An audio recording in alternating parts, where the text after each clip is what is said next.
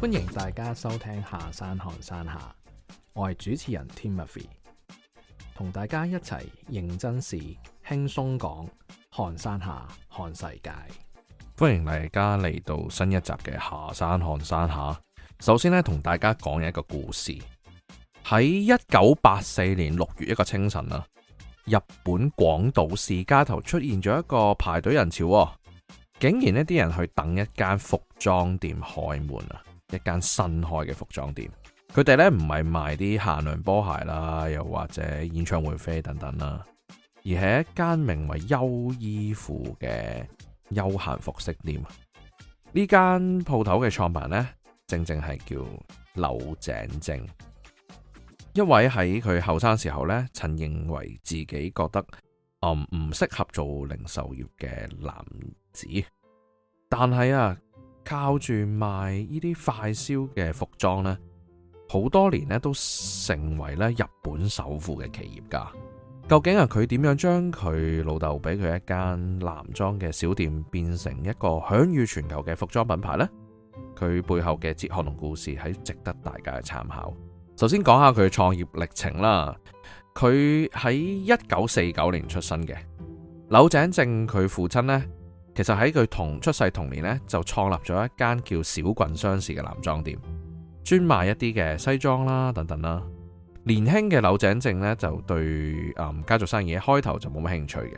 而喺佢大學期間呢，當時咧學生運動就好盛行啦，佢呢，就一度荒廢學業啦，而且咧喺佢畢業之後呢，亦都唔想做嘢，而生活呢，就踏入困境。咁呢，佢老豆當然幫佢啦。咁就安排咗佢一間零售百貨公司咧工作咗一段時間，但係呢種好安穩、好每日好重複嘅工作咧，並冇滿足到佢。但係喺現實壓力下呢，柳井正喺1972年就翻返去家鄉啦，接手翻佢父親嘅小店生意。呢一年呢，佢只係23歲啫，剛剛接班嘅時候呢，呢個小店咧嘅經營困難重重啊。由於商品個品項比較缺乏啦，冇乜創新啦，而且個效率比較低啦，最大問題咧周轉有啲困難啦。而當時柳井正咧召集咗當時店入邊大概幾個員工啦，一齊開會諗方法，但係最後只剩翻一個員工同佢一齊去共度呢個難關。面對人手銳減啦、環境困難啦，呢啲反而激發咗柳井正咧迅速成長啊！令到佢被逼咧去重新摸索佢點樣經營呢間鋪頭，慢慢一步一步從呢個小店呢，一個家族嘅小店，變成為一個資本額有600萬日元嘅公司，而且開始探求唔同嘅方向，擴大商品進軍休閒服裝啦，包括女性嘅服飾，陸續開一啲實驗性嘅新鋪啊。但係佢雖然經歷唔同嘅困難啦，但係都冇放棄。喺不斷嘅實踐入邊柳井正萌生個大膽嘅想法，俾啲顧客咧好似買衫咁樣，能夠有一個同超市一樣嘅體驗啊！當時嘅日本我諗甚至全世界啦，服裝嘅零售咧冇諗過咧可以喺超市入邊嘅自選購物模式，所以咧佢新鋪頭一開張咧就被形容為一個隨時能夠揀衫嘅大倉庫，呢個就正優衣庫嘅雛形啦。喺1984年35歲嘅柳井正咧迎來一個人生嘅轉捩點，就係佢父親就病倒啦，佢臨危受命成為公司嘅董事。而同年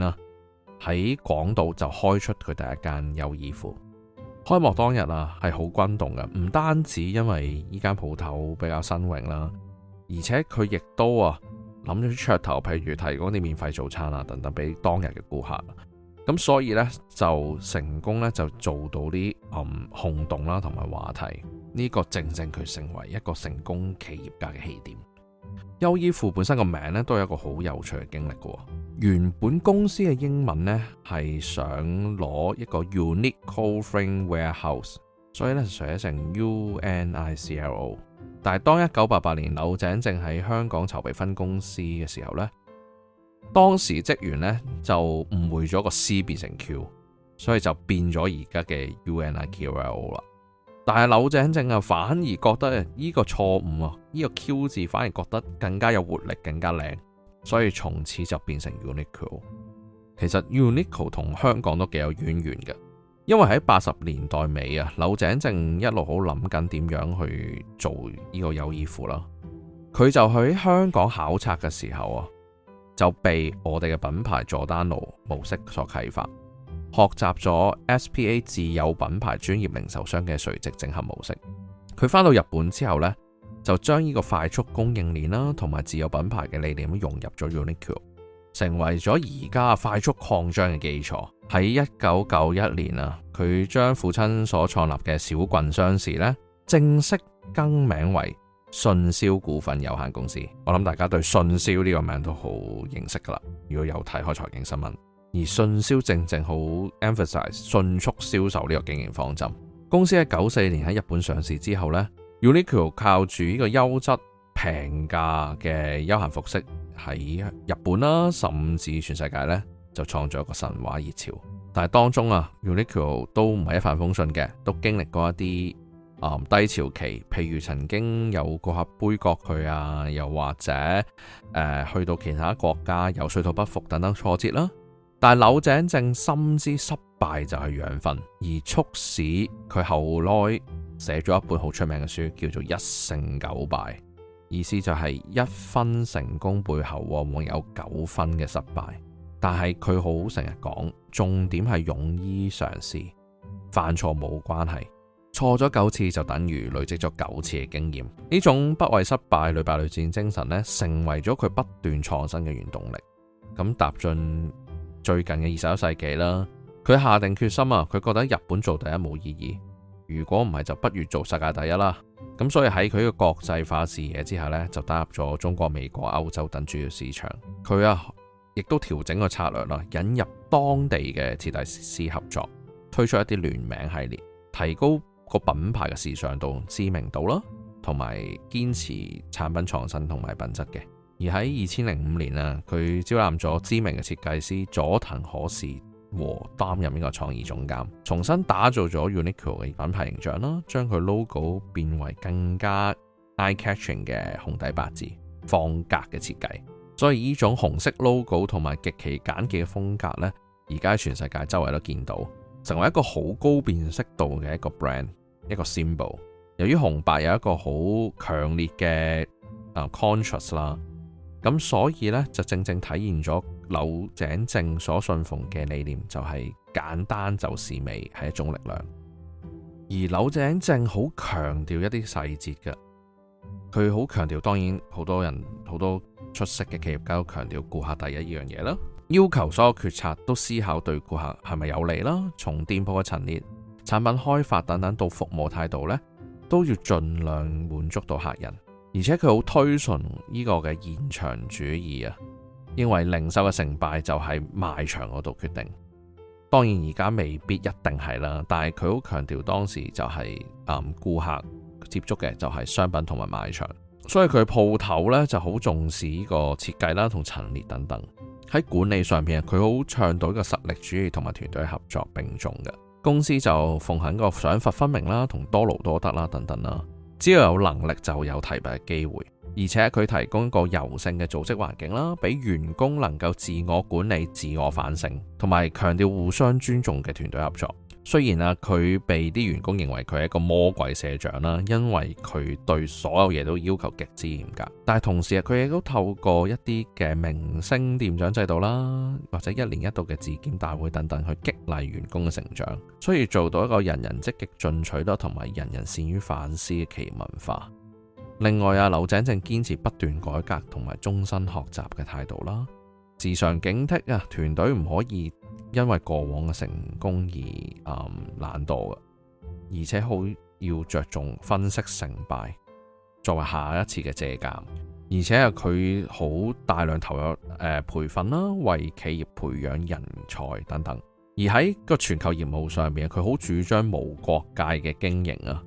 即係點呢？即係好強調尊重各地嘅文化，招募多元文化嘅人才啦，營造一個冇種族、性別、年齡差距嘅公平環境。去縱觀柳井正嘅經營哲學啊，可以發現到一個共通點，就係呢：踏實、積極同埋追求卓越嘅。唔單止係對產品嘅苛求啦，對顧客服務嘅執着啦，甚至對內部管理嘅嚴謹同埋對企業文化嘅改造啦。佢貫徹緊一個信念就係企業要有靈魂同埋要有長遠嘅使命感，所以先至可以永續發展。咁從呢個商業理念點樣轉到去一啲嘅人生嘅啟發入邊呢？其實柳井正呢啲經營概念或者一啲嘅理念等等啦，擺入我哋每一個人呢，其實都可以對我哋有啲啟發嘅。雖然我哋唔係個個好似佢咁樣可以搞到一個優衣庫啦，或者一個跨國企業啦，但係佢創業路上展現嗰種失敗哲學呢，其實都好啱我哋嘅。譬如柳井正用行動話俾我哋知啊，唔使點嘅，每一日復一日嘅平凡努力呢，其實就係通往偉大嘅成功嘅道路嚟嘅。優衣庫嘅成功唔係靠一啲好特別啊、好嘩眾取寵嘅驚天動地嘅壯舉啊，其實只係每一日努力將每一件事做好嘅啫。柳井正好強調啊，對經營者嚟講啊，最緊要就係珍惜每一日同埋每一位顧客，堅持不懈咁樣改善每一個環節，腳踏實地先至可以壯大。所以無論企業經營又好，定係個人職場又好，真正嘅成就其實真係要每一日每一點咁樣累積改進。縱使我哋今日嘅工作可能好簡單好普通啦，但係要堅持做、用心做同埋不斷檢視呢，咁就係一定會累積到不平凡嘅成績。柳井正年輕嘅時候啊，亦都係輟學啦，亦都游手好閒啦等等啦。咁但係後來佢因為佢對每一日嘅珍惜同埋堅持而通往佢嘅不平凡道路。另外啦，佢一個好著名嘅哲學就係一勝九敗啊，要擁抱失敗同埋勇敢轉型。佢用佢嘅親身經歷話俾我哋知，失敗唔係成功嘅對立面，往往係成功嘅必經之路。佢個創業道路啊，其實都係經過好多嘅失敗啦，一啲門店嘅關閉啦，海外唔接受等等啦。但每一次挫敗，佢都吸取教訓，同埋要好迅速咁嘅調整。佢覺得啊，如果唔經歷過失敗呢，或者失敗之後唔再去勇敢去再繼續挑戰呢，咁樣嘅過程呢，佢一定要通過咁樣先至可以培養到一個出色嘅經營者。咁啊，我哋每個人其實就算唔做生意都好，點都經歷唔少嘅挫折嘅，例如讀書失敗啊，即係打份工又唔係咁好啊，開心啊等等，唔順利啊等等啊。但係柳井正都提醒我哋啊，佢嘅成功係建立於不斷嘅學習，而唔係失敗。每一次嘅失敗都係一個學習機會，只要肯反省同埋改進呢，就離成功更近嘅。所以恐懼風險先至係最大嘅風險，而且係要不斷學習，因為世界瞬息萬變啊！只要勇敢挑戰新事物，先至可以捉到轉型嘅契機。咁最後一個佢成功嘅哲學就係好自律。佢喺管理企業時候，要對每個人、對自己嘅工作呢，要做到最高嘅道德標準，建立明確嘅問責制度啊！對自己亦都要嚴格約束啦，要每日記錄同反思。所以呢一樣嘢亦都提醒咗我哋啊，喺個人發展上邊，自律係走向卓越嘅必要條件。雖然柳井正早年都係好懶惰啦，一度都係好 hea 咁樣啦，但係啊，當佢立定志向之後啊，佢就好似做到另一個極端咁樣，係極之嚴苛對自己，推動自己同推動呢個團隊嘅。柳井正亦都曾經提到啊，經營者就係對當下同未來成果負責嘅人，所以啊，一定要 take 自己嘅 responsibility， 而唔可以賴其他人嘅。所以亦都提醒我哋啊，要對自己嘅選擇同目標負責，先至可以養到我哋嘅自我管理嘅習慣，將每一件事做好。當然啦，如果你缺乏自律嘅，咁有更加好嘅機會咧，都未必把握到。佢呢個哲學啊，其實都有少少似我哋之前講到呢個豐田持續改善嘅文化 Kaizen。佢一樣都係要求公司減少浪費，改善每一個環節，鼓勵員工提出問題同埋解決問題。所以呢一樣嘢其實都睇得到日本嘅企業文化，其實一啲成功企業當然講緊，其實都有好高嘅相近嘅之處。當然優衣庫更加有一個獨特之處啦，佢個品牌故事或者個品牌哲學上邊，大家對於優衣庫嘅品牌亦都諗起，雖然簡單但品質都唔錯嘅印象。咁所以亦都反映柳井正好特別推崇一樣嘢，就係追求簡單但係一個好好嘅品質。佢唔中意啲華而不實嘅嘢嘅，佢好強調基本做到最好。雖然優衣庫賣嗰啲嘢都係好基本款啦，但係佢對於科技啊或者剪裁啊等等啊，都係好務求進步同埋一絲不苟。咁佢經營上面亦都着重簡化流程啦，同埋提高效率，同埋減少浪費。呢種化繁為簡同埋專注本質嘅思維啊，同樣都可以套落我哋喺個職場上邊嘅。即使唔嘩眾取寵或者做一啲好浮誇嘅嘢，只要我哋專注核心嘅職責，將每一樣嘢最基本嘢以高品質去完成咧，反而係得到成功嘅。所以都有少少老土，簡單就是美，亦都係一種力量。大家其實都可以好似柳井正嘅管理或者經營優衣庫，係追求一種簡而精嘅境界，着重品質同埋本質嘅內容啊，先至得以長久同埋建立一個可信賴嘅專業形象。所以聽到我分享咗10零分鐘關於柳井正嘅創業故事，大家其實唔難發現啊，佢唔單止係一個優衣庫成功創業嘅例子啦，更係一個好似關於夢想、初心同堅持嘅故事。所以柳井正嘅so call 嘅失敗哲學啊，其實係一個只要懷有信念啦，同埋腳踏實地咁累積，而推動或者鼓勵每個人都可以創造咗不凡嘅成就嘅故事。佢嘅品牌哲學話俾我哋聽啊，將簡單嘅嘢做到極致，其實已經就係唔簡單，